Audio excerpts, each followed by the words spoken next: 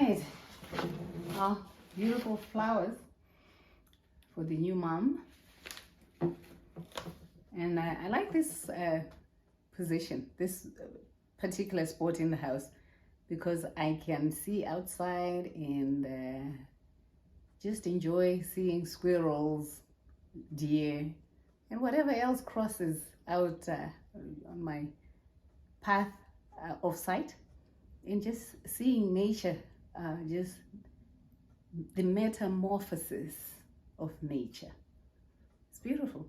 So let's talk about being mothers, being a mom.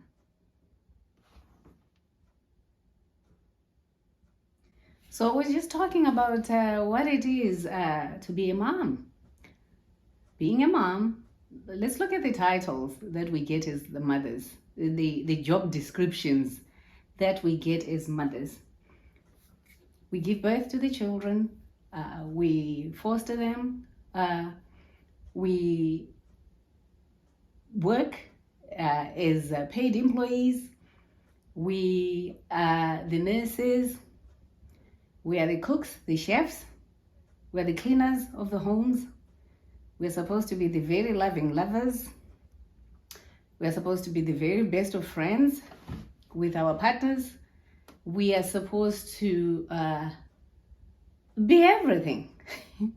Think about it.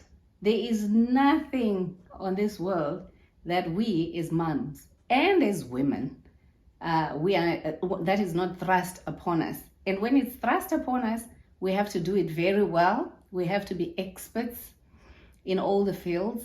We are not supposed to make mistakes. No. Why would mothers make mistakes? You're not supposed to. Everybody else can mess up.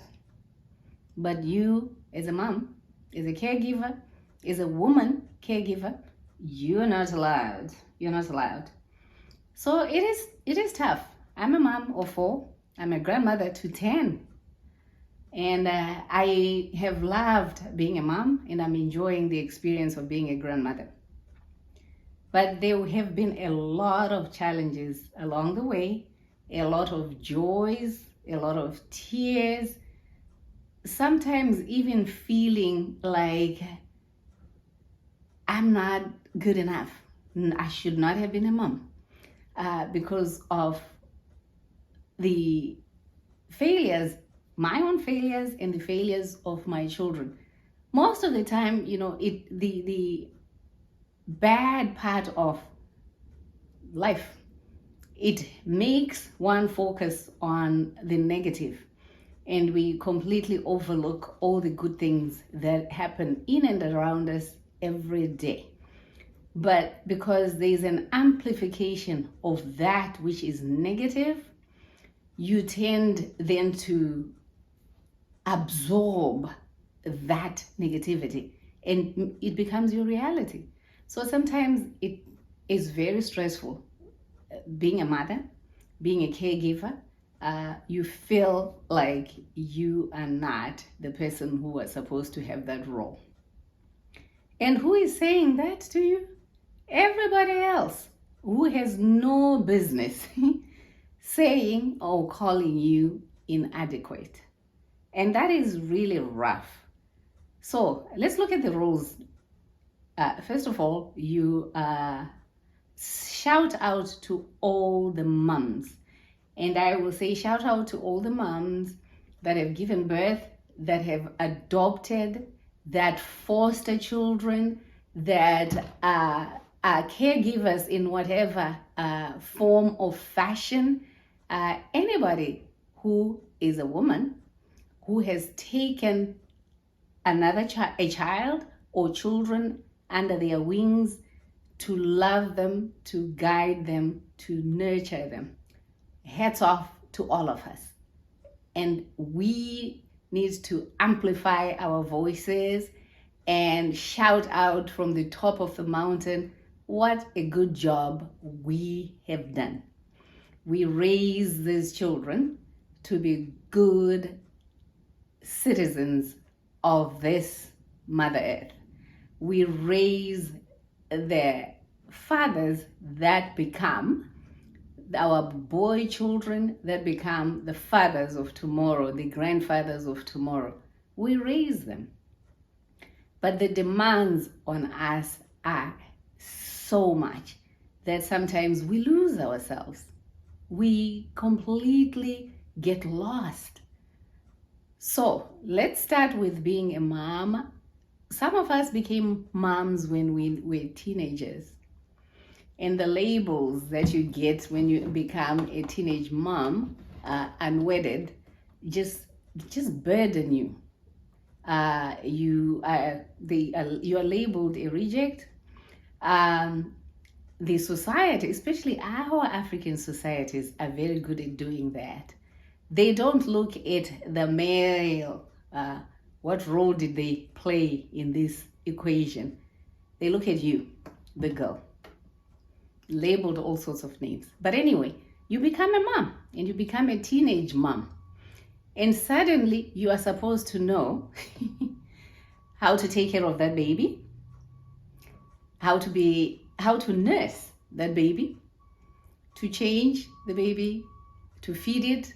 And you hear, and I'm sure that would come up with some people in their minds, well, you chose the adulthood life, so deal with it. Indeed. But that doesn't take away the fact that it is hard. It is hard, and especially being a teenage mom. You are also a child at that point. So you take up that role, and everybody around you expects you to be perfect. Do everything that you've never seen being done, because you are being busy being a child, and suddenly you're a mom. To do it right.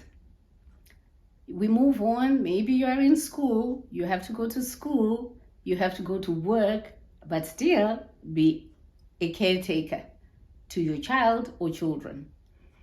You move along. You get married maybe. You are a young, vibrant female who chooses to marry. Early 20s, mid 20s, you become a mom. Sometimes you pick up the children of your siblings or the children of your husband's siblings. You become a mom right away. And that is thrust on you as well. And you are expected, or you feel you're expected to know it all. And I think some of it is because, we are nurturers. We do have that affinity to take care of others. And when you are failing to do it, we look at you, the society looks at you and starts to judge. But they forget you are being thrust into a position where you have no training.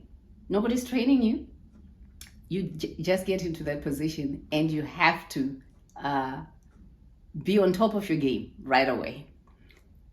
Even when you marry or have a child in your late 20s, 30s, into your 40s, again, it's the same demand. You should know how to do it. You should do it well too. Breastfeeding, you can't breastfeed. What's wrong with you? You gotta breastfeed. It doesn't matter whether you have an abscess that is forming in your breast. It doesn't matter whether your breasts are so engorged and the little darling is suckling on your boob and actually causing some damage to the nipple. You're supposed to feed. You're a mom, right? What do you expect? The baby needs some food. It is rough. It is tough. You go to work. You are tired. You haven't slept. Your boss still demands that you put in 150%. Because you know what? You're a woman. Doesn't matter that you're a mom with an infant who is 4 weeks old. We have deadlines. Things need to happen. So it is rough. You go into the corporate world as a mom. You're supposed to sit at the table with these powerful men and women. And you cannot excuse yourself to say, you know what, today I might be dragging because the child had a fever last night and we didn't sleep, the grandchild was not well, I had to take him or her with the parents to the hospital or whatever it is. No, you're supposed to be on top of your game and produce. You are in corporate, you are in institutions, government institutions, business institutions, you bring your A game, mom. So this is really a world where unless you are a parent, unless you're a mom, unless you're a woman, not too many people outside this realm of female would understand. So we need to stand up for each other. We need to support each other. We also need to forgive ourselves for the shortcomings that we get labeled with. It's not us, it's everybody else thinking that we are not adequate. So we need to get beyond that and accept that we are not perfect. We are imperfectly perfect. We do the best we can as moms, caregivers, lovers, business partners, teachers, whatever role that is ascribed on us. So to all women, to all sisters, grandmothers, I say we've done well. Let's continue to raise the children, our sons and daughters that we get in different ways on this Mother Earth. Let's continue to do the best we can for them, but realizing that we are perfect with imperfections and we are okay. So comment and tell me your stories about being a mother.